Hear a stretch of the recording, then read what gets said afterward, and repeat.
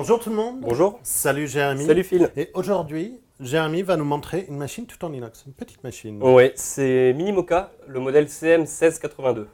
D'accord, donc Minimoca, déjà un petit quelque chose sur Minimoca. Minimoca est une marque espagnole qui font quelques machines expresso. On a vu quelques-unes ensemble, qui sont assez intéressantes. Enfin, ça reste des machines débutantes. Oui.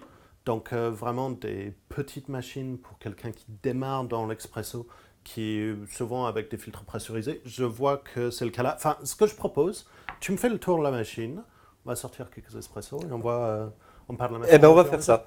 Alors, le modèle CM1682, donc tu disais qu'on en a présenté plusieurs. C'est de tête, je crois, la troisième ou quatrième qu'on présente. Plus, ouais. On a quelques modèles de la marque Minimoca et à chaque fois, c'est quand même assez agréable de voir des machines qui ont ce rapport qualité-prix. Parce que mine de rien, ça reste quand même le fer de lance de la marque, de faire du café accessible aussi bien par l'usage que par le tarif. Ouais. Donc là, on est vraiment sur une machine qui est assez surprenante, dans le sens où, tu le remarques, on est sur de l'inox. C'est du inox brossé. Oui, c'est de l'inox brossé. L'avantage forcément de l'inox brossé, on voit pas mal d'inox sur des machines manuelles. Oui. L'avantage de l'inox brossé, c'est que c'est un peu déjà rayé, si on peut se permettre de le Oui, dire. c'est brossé, quoi. Parce que souvent, le problème qu'on a sur les machines qui sont full inox brillant, chromé, c'est que c'est facile à rayer sur l'entretien, etc. Il faut faire un peu plus attention. Donc là, inox brossé, on n'a pas ce problème-là. On n'a pas ce problème-là. La seule partie de la machine qui n'est pas en inox brossé, alors au niveau de l'extérieur, c'est le bac de récupération d'eau qui est sur un ABS chromé. Ah, ça se voit à peine. Ça se voit à peine, et vu que c'est pas une partie qu'on manipule très régulièrement ou sur laquelle on va faire traîner des tasses, en soi, ça risque pas de vieillir forcément très mal. On n'a pas de problème. On passe sur les caractéristiques un petit peu. On passe sur les caractéristiques. Alors, à l'arrière, on a un bac de récupération d'eau. Il est très facile à retirer. Ah, il est super facile. Voilà, donc on est sur... il n'a pas de... Donc c'est carrément, on enlève le haut. Voilà. Il est quand même assez grand pour la machine. 1,5 litre. Ah, c'est vraiment pas mal. On a de quoi faire quelques extractions et de la mousse de lait, parce que la buse vapeur nous le permet. Alors, pas de place pour une cartouche filtrante. Pas de place pour une cartouche filtrante, donc forcément on est passé par l'eau filtrée au préalable par une carafe. Ouais. Voilà. Toujours important, utiliser de l'eau filtrée, de l'eau de source. Quand vous faites vos espressos, vos extractions à un meilleur goût, ce sera mieux pour la machine aussi. Pour la machine, donc, avant d'en venir à ce qui m'intéresse vraiment quand tu parles d'eau filtrée, on a le chauffe-tasse qui nous permet donc de poser jusqu'à 9 tasses expresso et de récupérer la chaleur du système de chauffe. Et là, c'est pas super chaud, mais c'est chauffé quand même. C'est chauffé. C'est quoi comme système de chauffe dedans? Je pense que tu imagines un thermobloc, mais non, c'est une chaudière. Ah oui. Et on est sur une chaudière en inox. On est sur une chaudière de toute petite contenance. La quantité, la contenance exacte, tu te souviens plus. là tout de suite elle ne revient pas. Non, mais ce qui est surprenant, c'est que d'avoir une chaudière dans une type de machine comme ça, parce que normalement sur les machines débutantes, on est habitué à avoir du thermobloc. Oui. Donc d'avoir une petite chaudière dans une machine comme ça, c'est un très bon point.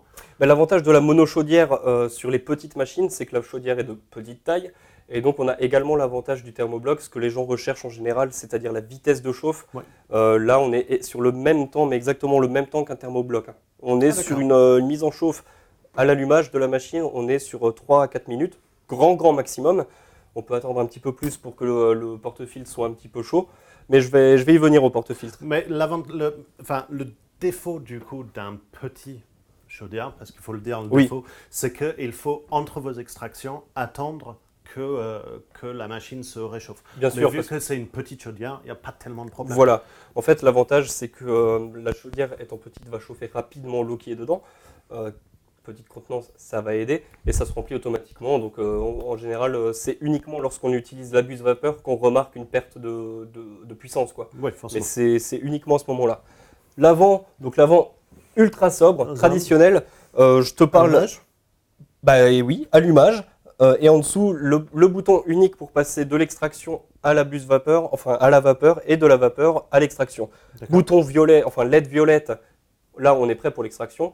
LED jaune, c'est que ça sera prêt pour la vapeur, mais ça tu le verras tout à l'heure. D'accord. Il n'y a pas de dose programmable, on n'est pas sur une machine avec arrêt automatique. Ouais. On est sur une machine donc, avec molette, ce qui signifie qu'il faut activer et désactiver l'extraction ou la vapeur. Ça ne se fait pas automatiquement. Mais ça, en même temps, c'est normal. Ouais, c'est normal. C'est rare des machines avec timer sur des Oui. petits modèles, donc c'est pas vraiment inquiétant.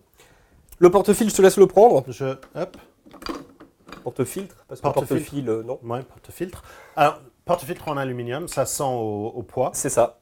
Porte-filtre en aluminium. Donc, On fait un petit bruit de... oui, c'est parce qu'on est sur le système classique, tu vois, avec le petit repère qui est ici, en fait, qui nous permet de retrouver le point qui est là. Et c'est en alignant ces deux points-là qu'on va pouvoir sortir le filtre. Voilà. D'accord. De cette manière, ça va nous permettre de changer très facilement de filtre.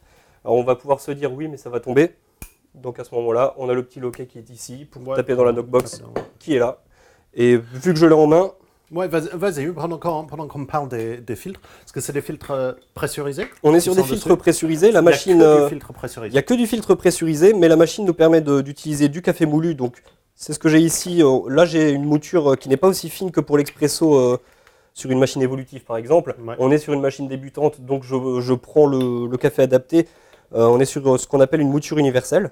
Donc c'est un poil plus grossier qu'un mouture pour une machine semi-pro ou évolutive, mais ça reste quand même beaucoup plus fin que du filtre ou du... Ah, c'est pas de la mouture pour méthode douce, hein, ça c'est certain.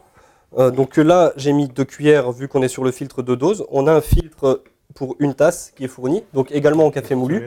Oui, ouais. Et le filtre qui est à côté, c'est le filtre pour pod. Ah, donc il prend du ESE aussi. Alors il prend de la dosette. D'accord. Il ne prend pas que de l'ESE. En fait, la machine nous permet également d'extraire avec de la dosette souple, mais le résultat, on le connaît. Hein. Ouais. Ah, pardon, j'ai pas fait mon flush avant. T'as pas fait ton flush, faut tourner vers toi. Je tourne. Hop. Et moi, je reviens. Voilà, j'essuie rapidement et je te donne ça avant que ça coule. Joli. Donc, on est sur des filtres pressurisés. Donc, petit rappel, ce que c'est le filtre pressurisé. Je te laisse l'arrêter pendant que je vais l'arrêter. Le filtre pressurisé, il a plein de trous à l'entrée et un seul trou à la sortie. Et entre les deux, il y a une chambre de pression qui va monter en pression le café. Et du coup, va mélanger le créma qui va se créer et le café pour créer un espèce de mousse créma. C'est un peu entre les deux. Voilà. Qui est là et qui est très joli. Alors en fait, on a un café donc, qui est en mouture universelle. Ça, c'est la taille de la mouture. On l'a fraîchement moulu juste avant la vidéo. Donc ça aide également au niveau du résultat. Ouais, tu sentiras au goût que la machine fait une très belle extraction. Et c'est vrai qu'au niveau de la mousse créma, elle est quand même pas trop bulleuse comme on a pu déjà en voir. Non, elle est très bonne. On a un corps d'un espresso, on a attaque. On est vraiment sur une filtre pressurisé. On a le goût en tasse d'un espresso d'un filtre pressurisé. Donc c'est normal. Ça a coulé un peu vite. Mais ça c'est normal aussi. Entre la taille de la mouture et le filtre pressurisé qui, je trouve, a un trou un petit peu plus grand que la moyenne. Ouais. Mais après, en soi, ça peut aussi être réglé par ça. J'ai peut-être mis un tout petit peu moins de café que ce qu'il faudrait. Ça se joue vraiment un peu de choses. Après, c'est au goût de chacun. On peut alléger ou rendre un peu plus puissant le goût. Mais elle est vraiment très bonne. Est-ce que tu as noté également la chaleur? Ouais. C'est bien chaud. C'est un poil trop chaud pour moi. Mais malheureusement, ce n'est pas une des choses qu'on peut régler avec une machine débutante. Donc, poil négatif sur le chaleur sur la machine non réglable. Bah, oui et non, parce que de toute façon, avec de la mouture universelle, on ne pourrait pas forcément tirer grand-chose de gagner 1 ou 2 degrés. Quoi. Oui, forcément. On avait parlé du pod, je vois que tu en as sorti une. J'ai compris le message, je vais en faire. Passe ça, je vais faire un petit flash déjà. Donc, sur ces machines, tiens, je vais faire un nettoyage quand même. Sur ces machines qui acceptent aussi du pod, donc tu m'as dit ça prend aussi des dosettes souples oui, aussi ou pas? Exact. Donc, l'avantage sur ces machines qui prennent du dosette, c'est qu'on peut facilement changer de dosette, avoir des dosettes de DK ou d'autres pure origine, etc., qui sont à la maison. Et du coup, ça nous permet facilement de changer du café sans forcément régler les choses. Alors Phil, ce que je te propose, c'est de me le verser là-dedans. D'accord. On va passer en mode vapeur après. Et je vais te faire un latte macchiato, si ça te va. Ouais, très bien. Très bien. Je l'enclenche simplement et je lance.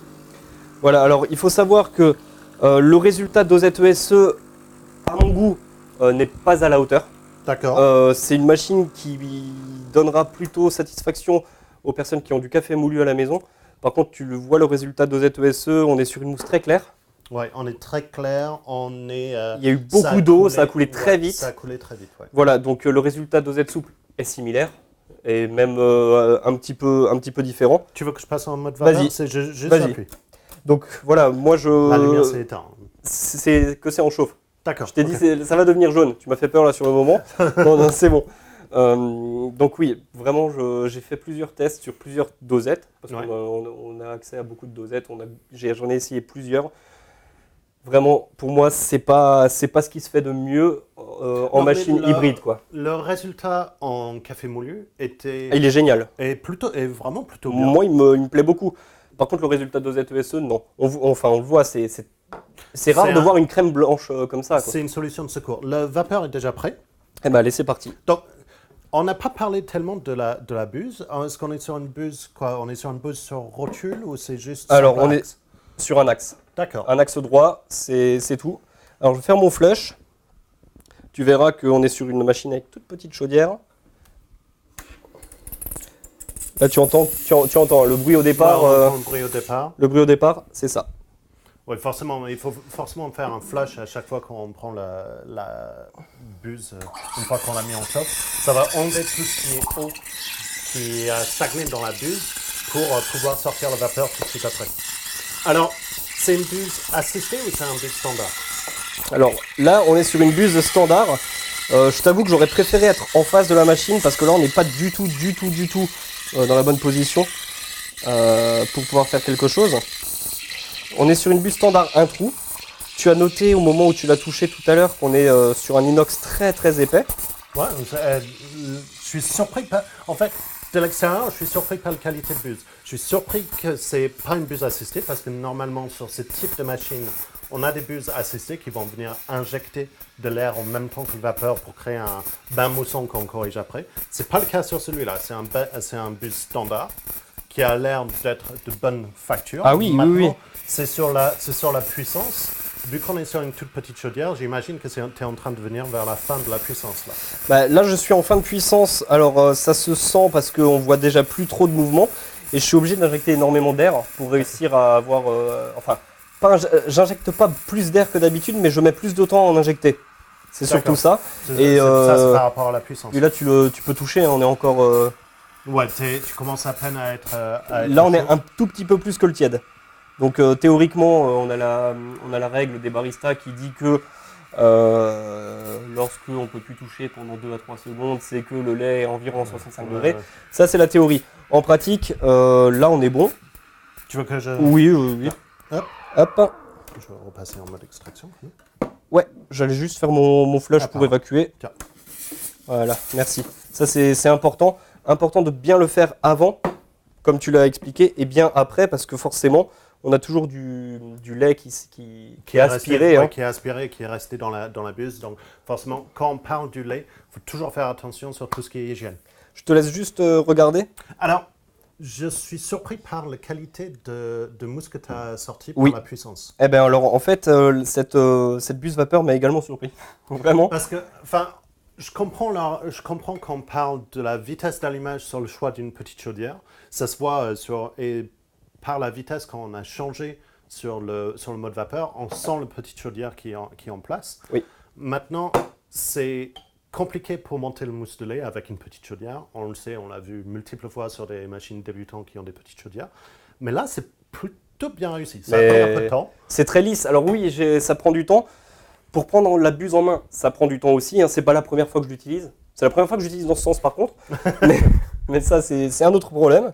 Donc là, tu vois qu'on est quand même sur une mousse qui, au-dessus, est vraiment très lisse. On n'a pas eu ces grosses bulles et tu as insisté dessus, c'est parce qu'on n'avait pas ce côté buse assistée. Et on va simplement faire nos étages. On met en plein milieu. Là, je le vois en versant ce qu'on a extrait tout à l'heure, c'est très liquide. Ouais, on aurait peut-être été mieux à faire ça avec un espresso, on aurait eu des meilleurs étages. Oui, on aurait eu des meilleurs étages, mais bon, on arrive quand même à une boisson qui est jolie. Non, c'est joli. La mousse a l'air très très très bien.